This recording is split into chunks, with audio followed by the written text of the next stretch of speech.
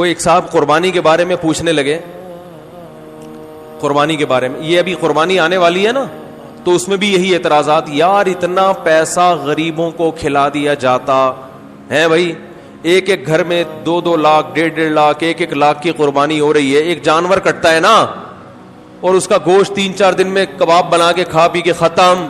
اتنا پیسہ اگر ہم IMF کو دے دیتے تو ہمارا اتنا قرضہ ادا ہو جاتا. اتنا پیسہ اگر ہم جہیز کے لیے جمع کر لیتے, لاکھوں بچیوں کی شادیوں کا انتظام, بولتے کیوں نہیں بھائی, ہو جاتا. بہرحال بہت کچھ ہو سکتا تھا نا.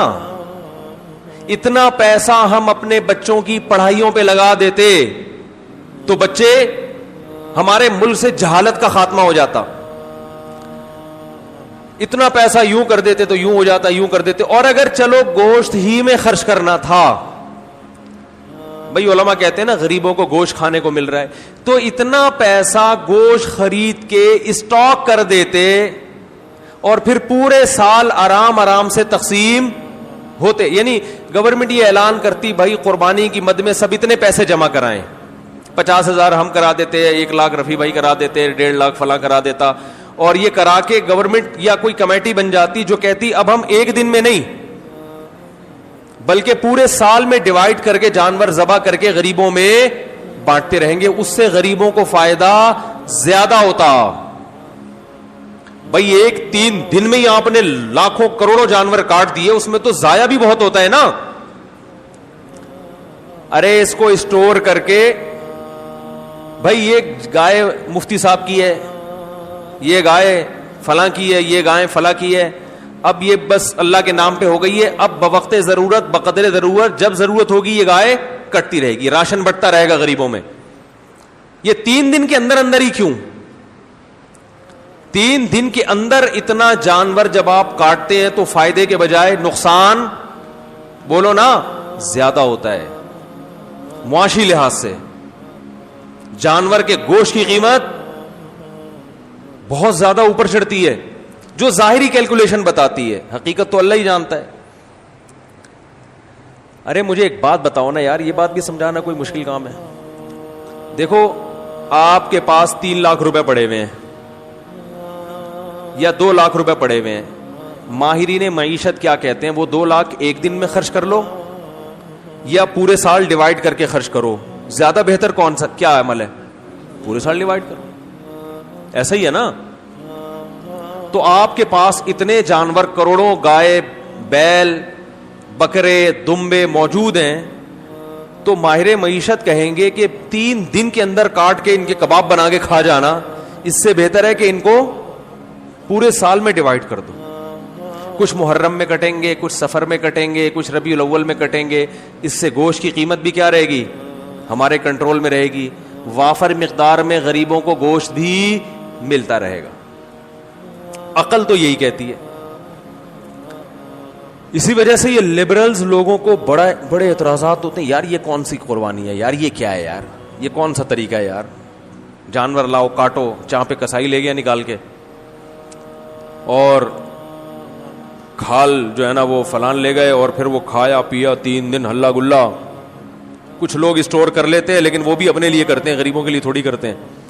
محرم میں حلیم پکا دیا اس سے, بس اس کے بعد نہیں چلتا وہ. تو یہ کیا ہو رہا ہے.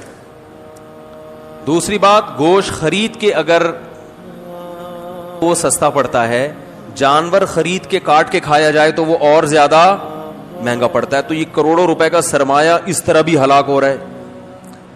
ارے یہی بکرا آپ عام دنوں میں خریدو آدھی قیمت پہ ملے گا, بلکہ گوشت خریدو تو اور سستا ملے گا, اور گوشت بھی اپنی مرضی کا ملے گا.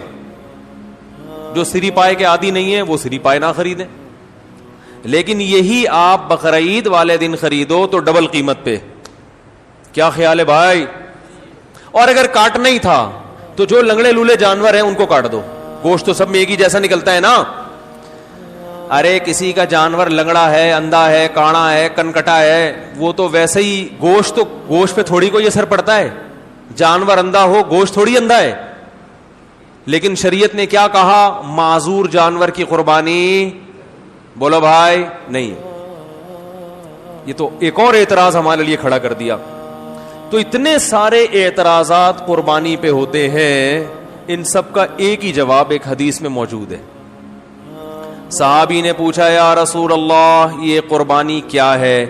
آپ نے فرمایا سنت ابیکم ابراہیم, تمہارے باپ ابراہیم کی سنت, بس اور کوئی لاجک نہیں ہے. جب اللہ نے ابراہیم علیہ السلام کو حکم دیا بیٹے کو ذبح کرو, تو اس کی کوئی لاجک سمجھ میں آتی ہے؟ ابھی تو گائے کاٹنے کا کہا جا رہا ہے, بیٹا کاٹنا تک کا تو کوئی تک بنتا ہے ہی نہیں. بھائی بیٹے کو کاٹنے کا حکم دیا جائے, یہ کسی لبرل کو آپ سمجھا سکتے اس کی حکمت ہے؟ بھائی اقوام متحدہ کو قائل کر سکتے ہو کہ بیٹا کاٹنا بھی اس کی کوئی تک بنتا ہے اس کا؟ وہ مانیں گے؟ ہے بھائی کسی کو بھی بٹھا کے سمجھاؤ یار فلاں کو اللہ نے حکم دیا بیٹا کاٹو, تو آپ فوراً کہو گے یار ہو سکتا ہے وہ بیٹا چور ہو معاذ اللہ, یا وہ بیٹا اتنا بڑا مجرم ہو کہ اس نے کئی لوگ کاٹ چکا ہو, تو اب باپ کو کہا جا رہا ہے اس بیٹے کو کاٹو تاکہ مزید لوگ نہ کٹیں, ڈاکو ہو چور ہو ہے نہ. بھائی وہ بیٹا بھی کون ہے؟ اسماعیل پیغمبر کا بیٹا, اور جس کے بارے میں بشارت دی گئی تھی کہ بطور انعام کے دیا جا رہا ہے آپ کو, آپ کی قربانیوں کا صلہ ہے یہ بیٹا, بطور گفٹ, جس کے اچھا ہونے میں دو رائے نہیں ہو سکتی. ایسے بیٹے کے بارے میں حکم دیا جا رہا ہے ابا کو کہ اس بیٹے کو کیا کر دو؟ ذبح کر دو. آپ کہہ سکتے ہیں ہو سکتا ہے بچے کا امتحان لیا جا رہا ہو کہ یہ بچہ کتنے پانی میں ہے, کاٹنے کا اصل حکم نہ ہو بلکہ اللہ دیکھنا چاہ رہے ہو کہ بچہ آگے سے رسپانس کیا کرتا ہے. تو بچے نے جواب کیا دیا تھا؟ یا ابت افعل ما تؤمر, اے ابا جو کہا گیا ہے عمل کر لیں. تو بچہ ایگزام میں کامیاب ہو گیا, اب اللہ کہتے بس نہیں کاٹیں. ہے بھائی تو جیسے ابراہیم علیہ السلام کو حکم دیا اپنے بیٹے کو کاٹیں, اس کی لاجک کچھ بھی نہیں ہے سوائے اس کے کہ ابراہیم بھی اللہ کے, بیٹا بھی اللہ کی مخلوق پہلے ہے, ابراہیم کا بیٹا بعد میں. تو اللہ کہہ سکتا ہے بھائی میں تو ویسے بھی کسی کو کسی وقت موت دے سکتا ہوں, آپ نہیں کاٹیں میں کسی اور حادثے سے ہلاک کر دوں, یہ تو مجھے اختیارات ہے نا, دیا بھی تو میں نے.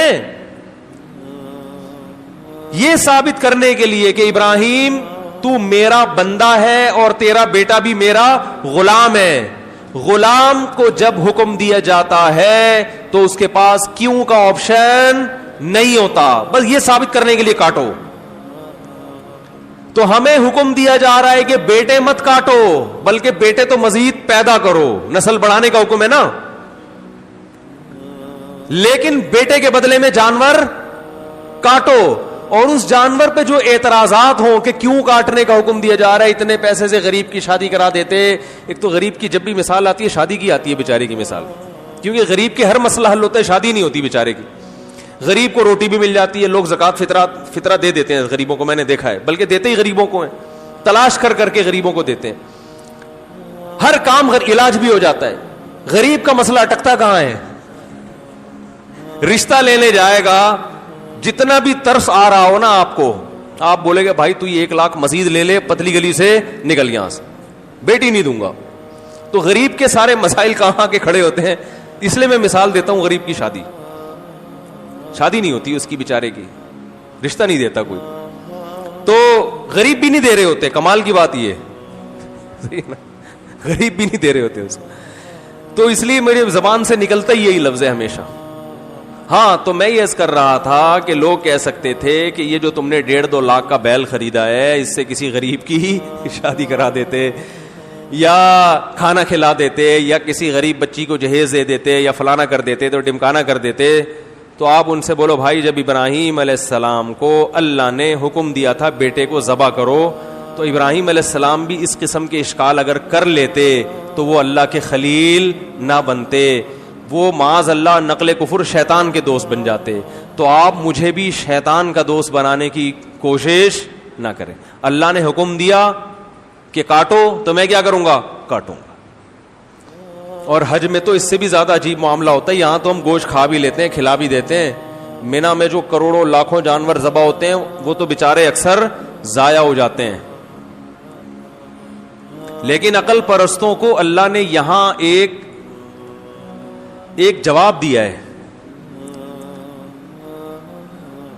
کہ تم جو یہ فلسفے کیلکولیٹر لے کے بیٹھتے ہو نا کہ اتنے جانور اگر یوں ایکچولی یوں ہو جاتا تو ہر سال اگر کٹتے تو ایکچولی گوشت کی قیمتیں کنٹرول میں رہتی ہیں اور ایکچولی یوں ہوتا اور اس سے اتنے غریبوں کے پیٹ بھر جاتے اور اس سے تو جانور ختم ہوتے ہیں. تو اللہ نے ابراہیم علیہ السلام کی سنت میں بتا دیا کہ ابراہیم نے اپنے بیٹے کو ذبح کرنے کے لیے لٹایا تھا نا, تو سب سے زیادہ نسل چلی کس کی ہے؟ اسماعیل کی. اور برکت کس میں ہوئی؟ اسی بیٹے میں. آئی بات سمجھ میں؟ کوانٹٹی کے لحاظ سے بھی اور کوالٹی کے لحاظ سے بھی. آج بھی دنیا میں خاندان افرادی قوت کے لحاظ سے سب سے زیادہ سید ہیں دنیا میں, جن کو شاہ بھی کہا جاتا ہے, سید بھی کہا جاتا ہے, افرادی لحاظ سے بھی. اور روحانی اعتبار سے سید الانبیاء محمد صلی اللہ علیہ وسلم اللہ نے حضرت اسماعیل کی اولاد میں پیدا کیے. تو پتا چلا کہ بھائی جو اللہ کے لیے کٹے گا بڑھے گا بھی, بولو نا وہی. کتے تو 12 بچے دیتے ہیں اور کئی سال ہو گئے کے ایم سی والے نہیں مار رہے, پھر بھی اتنے نہیں ہوئے ہیں بھائی, یہ تو اللہ کا فضل ہو گیا. لیکن گائے, بیل, بکرے, دمبے روزانہ کروڑوں کی تعداد میں کٹتے ہیں, اتنے کہ ہمارے تصور سے جب بھی شنواری آؤ گے 8-10 بکرے لٹکے ہوئے نظر آئیں گے آپ. ہر ہوٹل پہ یہی ہے. او بھائی سال میں ایک بچہ دیتی ہے بکری یار, گروتھ ریشو کیا ہے؟ ایک بچہ سال میں. کٹ روزانہ رہا ہے, روزانہ. کمیلا جاؤ نا کبھی, کراچی کے کمیلے جاؤ, روزانہ بچڑے 2 دانت کے لائن لگی ہوئی ہوتی ہے. او بھائی یہ تو 2 سال میں ایک پیدا ہوتا ہے. یہ مرغیوں کی طرف 24-24 انڈے تھوڑی دیتی ہیں بکریاں اور گائے کہ 24-24 بھینسیں نکل رہے ہیں اس میں سے. اتنا کٹ رہا ہے, اتنا کٹ رہا ہے, اتنا کٹ رہا ہے. اور پھر بقرعید کے 3 دنوں میں دیکھو اور پھر حج میں دیکھو, ختم ہونے کا نام بولو بھائی نہیں لے رہا. یہ ہے کوانٹٹی کے اعتبار سے برکت. اور کوالٹی کے اعتبار سے برکت دیکھو, جو طاقت صحت اللہ نے ان 4 جانوروں کے گوشت میں رکھی ہے وہ کسی اور کے گوشت میں نہیں ہے. مرغی کھانے سے طاقت, بول لو, مرغی کچھ نہیں بگاڑ سکتی آپ کا. ان مرغیوں میں دم ہی ختم ہو گیا ہے. یہ آپ کو کیا, آپ ان کے خلاف جتنا بھی احتجاج کرو یہ کچھ نہیں کرے گی. بکرے کے خلاف بولنے سے پہلے سوچنا. صحیح بتا. روحانی برکت بھی ہے. میں اکثر ایک مثال دیتا ہوں نا, وہ ہم جب چھوٹے بچے تھے تو شعیب اختر تھا بہت فاسٹ بالر, تو اس کی بالنگ کا سنتے تھے. میں تو نہیں دیکھتا تھا اس وقت ٹی وی, تو سنتے تھے بہت فاسٹ بالر ہے. تو اس دور میں انڈیا کے کسی شعیب اختر, کیا میں نے بولا, ایکٹر بولا, ایکٹر نہیں کھلاڑی. انڈیا کے اس دور میں کسی کھلاڑی کا انٹرویو آیا کہ پاکستان کے پاس اتنے فاسٹ بالر ہیں, آپ کے پاس کیوں نہیں ہے؟ تو انڈیا کے اس کھلاڑی نے کہا کہ شعیب اختر گوشت کھاتا ہے, ہم گوشت, بولو بھائی, نہیں کھاتا. واگا بارڈر پہ چلے جاؤ, گوشت کا سبزی سے مقابلہ آپ کو نظر آئے گا وہاں. میں 2 دفعہ واگا بارڈر پہ گیا ہوں, بار بار دل چاہتا ہے, لیکن اب چونکہ ذرا مشہور ہو گئے ہیں تو ہر آدمی وہ پھر تصویریں لے کے ڈالنا شروع کر دیتے ہیں اور ایک عجیب ہی. تو واگا بارڈر پہ آپ جائیں, ایک طرف گوشت نظر آئے گا, دوسری طرف بولو بھائی سبزی. آوازوں میں دم دیکھو, ایک کی دھاڑ جیسے شیر دھاڑ رہا ہے, قد ہے بھائی جیسے بیل. تو یہ برکت کس کی ہے؟ گوشت کا مقابلہ سبزی سے دیکھنا, سبزی سے کرنا ہے تو ابھے نندن کی چائے دیکھ لو. ایک سبزی کھا کر اڑا تھا ہے بھائی ہوا میں, اور ایک بولتے کیوں نہیں یار, اس میں تو کوئی کچھ نہیں, کوئی پابندی نہیں ہے یار, آپ تو گوشت کھاتے ہو نا. ایک نے سبزی کھائے تھے ٹماٹر, جس پہ پھر ہم پہ پابندی لگائی گئی کہ ٹماٹر پہ پابندی لگا رہے ہیں ہم. لگا دو پابندی, گائے پہ پابندی نہ لگانا. انڈیا نے دھمکی دی تھی نا ہم تمہارے ٹماٹر بند کر دیں گے, تو ہمارے یہاں تو ٹومیٹو کیچپ میں ٹماٹر نہیں ڈلتا. ہمارے یہاں تو ٹومیٹو کیچپ میں نہیں ڈلتا ٹماٹر, وہ پتہ نہیں کیا ڈل رہا ہوتا ہے. تو ٹماٹر بند کرنے سے ہمارا کوئی نقصان نہیں ہے. انڈیا سے جو گائے آ رہی ہیں اور وہ بیل آ رہے ہیں نا, جو ہندو نہیں کھاتے, یہ آپ بہت اچھا کرتے ہو, بہت اچھا. آپ گائے کو اپنی ماں سمجھو, گائے کی سیوا کرو, سجدہ کرو گائے کے سامنے, ہمیں کوئی اعتراض نہیں ہے, کیونکہ آپ کھاؤ گے تو ہمارے لیے کھانا مہنگا ہو جائے گا تھوڑا سا. تو اگر آپ یہ دھمکی دیتے کہ ہم پاکستان کو قربانی کی گائے بند کر دیں گے تو ہم پریشان ہوتے. بھائی ہمیں تو واہگہ بارڈر پہ آپ کے خلاف جو نعرے لگانے پڑتے ہیں وہ گائے کا گوشت کھائے بغیر ممکن نہیں ہے. ہمیں جو اڑتے ہوئے جہازوں کو کنٹرول کر کے زمین پہ لا کے پائلٹ کو چائے پلا کے واپس بھیجنے کا عمل ہے, یہ گائے کا گوشت کھائے بغیر ممکن نہیں ہے. گائے بند نہ کرو ہماری. اب مجھے ڈر ہے کہ وہ بھی گائے کھانا نہ شروع کر دیں یہ بیان سن کے, لیکن ان کو ٹائم لگے گا. آج اگر وہ ہندو گائے کھانا شروع بھی کرتے ہیں تو وہ تو ظاہر ہے ان کی جین میں شامل ہونے میں 5-6 صدیاں بھی گزریں گی. ہم تو ہزاروں سال سے کھا رہے ہیں بھائی. ابھی آپ کو گائے کھا کے بھی ہمارا مقابلہ کرنے میں 200-400 سال لگیں گے. یہ گائے. باقی آپ کہہ سکتے ہیں وہ گائے کھانے سے کولیسٹرول بڑھتا ہے, وہ اس لیے بڑھتا ہے کہ وہ پھر کام جہازوں والے نہیں ہو رہے نا. سارے تھوڑی ابے نندن کے مقابلے میں ہوا میں یا واگا بارڈر پہ پریڈ کر رہے ہیں. زیادہ تر تو گائے کھا رہے ہیں اور کمپیوٹر کے آگے بیٹھ کے بس یہ انگلیوں کی جو مسل ہے نا ان کی ایکسرسائز ہو رہی ہے.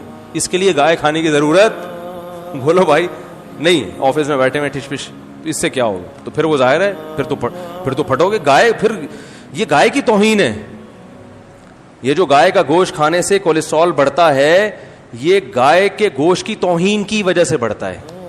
کیا آپ نے بڑا گوشت کھایا, کام بڑے نہیں, کام چھوٹے چھوٹے مرغیوں فارمی مرغی جیسے کام کر رہے ہیں آپ, اس لیے کولیسٹرول بڑھتا ہے, ہارٹ اٹیک ہوتا ہے.